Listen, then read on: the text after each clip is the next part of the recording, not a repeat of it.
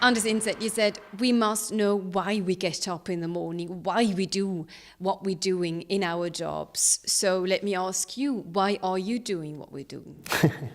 I see myself as one of those old black and white TVs. You know, there's one button, and it's either I'm on or I'm off. So I go to sleep, and then I get up in the morning, and I just want to learn. I'm very curious, and I want to learn.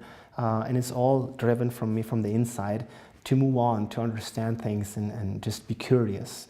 And that's my driving force. I observed you backstage. You were talking to other speakers, you were talking to other people in here. So what have you learned today so far? Well, I mean, I learn how human beings are. I try to observe and get the relation, how they think and how they reflect. And I see all these different concepts that we have, how we, kind of sort of see reality and how we think about it. I wouldn't pinpoint one specific thing that I've learned. There are so many interesting discussions, but I see that everyone is talking about this big change and about exponential technologies and digital transformation, and I think that shows me that we do not really understand the fundamental structures of the change that is ahead of us. So it always reminds me that people are talking about something that we do not really understand. And I learn that every day, new facets of that. So what is your lesson number one? How can we learn to see what's going on, to see change, to hear the future coming? Well, basically, I mean, to start to think and take the time. We have created technologies that should help us have more time, but instead we have less time.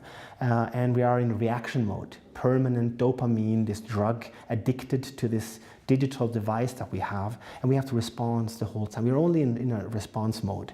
And we need to start to reflect and think. It kind of take us back to Agora, to ancient Greek, the dialogues of Plato, and start to kind of sort of dig into philosophy. I think there is a new era of philosophy ahead. But if you say, in the times of Plato, for example, there weren't any social media buzzes, there weren't any, internet.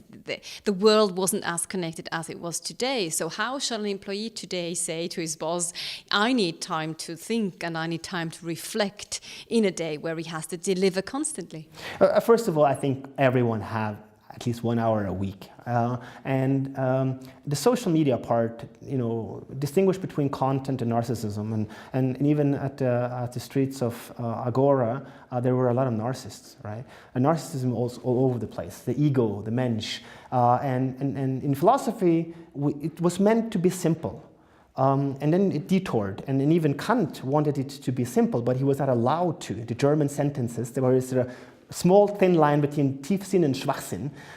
It should be complex. We need to get back to that simplification. But the biggest challenge in the 21st century is simplification. There's nothing more complex than simplifying stuff.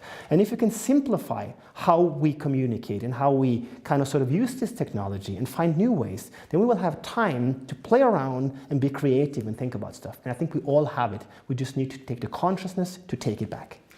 If you mentioned Kant, isn't he on a losing ground today? I mean, you call it the vicious knowledge.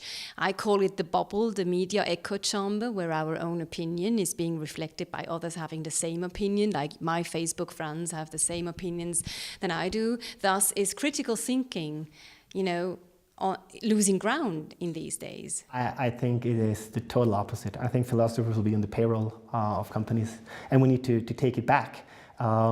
Because we talk about post-knowledge society and alternative facts, but we have been lying throughout history. When was the fact society? There was none, right? So I think that the challenges that we have today is more because we think it's social, but it's not. And the media today kind of sort of spread this. What I call wild knowledge is something we spread, and it has always been like that. Lies spread a lot faster than the truth. Right? And it travels around the world at an exponential growing speed. And this is where people start to build wisdom on these alternative facts and the lies. It has always been there. It's just that with everything else, it's becoming more extreme and faster. So I think, to answer your question, we need to get back to the reflective thinking, to challenge what we read. One example from the Paralympics and the Olympics last year. someone came up to me and I had this article that on the 1500 meter dash, the runners at the Paralympics ran faster than the ones at Olympia 2 weeks earlier. I have great respect for Paralympic athletes, but they do not run faster than the ones at Olympia. The story here was that at Olympia, then in the finals, they almost walked the first 2 rounds, and then they sprinted like crazy. It was a really crappy time. And at Paralympics, they ran all they could, and they had a better time.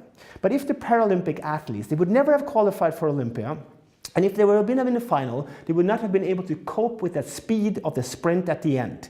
What we see is, we read this headline, and people come up and tell me, Paralympic athletes run faster than the ones at Olympia. And then we spread it to millions of millions of millions, and people start to build thoughts and wisdom on it. And that's the problem of the storytelling, the problem of the stories that we have lost. We don't understand jot of what is going on. And that's the challenge and the danger with all the media things that you talked about. So you're saying that we need more time to think.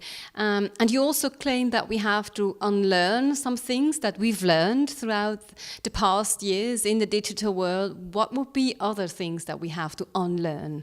Well, unlearn is in terms of we have our mental models and we try to project it onto the future, what has been. But what has been will not come.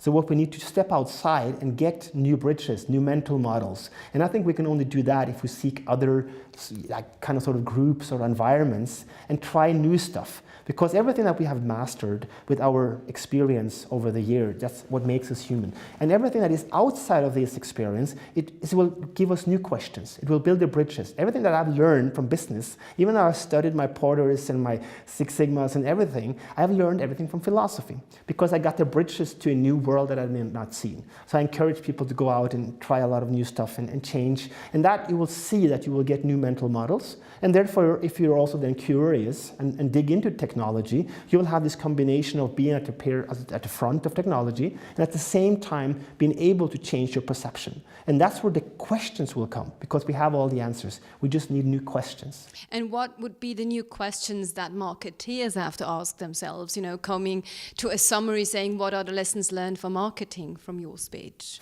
Well, I don't know what questions they need to ask. You know, I have no idea. We have to seek those questions, and they will pop into our minds and come if we take the time to let them come. I think marketing has. You talk about it today. We talk about marketing. I used to have a marketing agency, so I know the industry, and we some talk about marketing being dead as a topic, because it's all about the communication. It's about getting people. You can't force people to buy your product anymore. Right?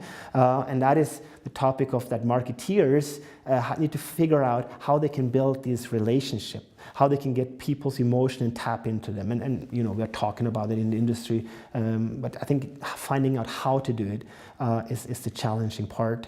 And I think that you need to get your inspiration outside of your field in order to do so. And then the questions will appear like magic. I don't know him. If I would know him, I would go out and explode on all the possibilities. Plus, you also said that we need more empathy. And empathy is like the key to understanding the future. However, is this something that can be learned?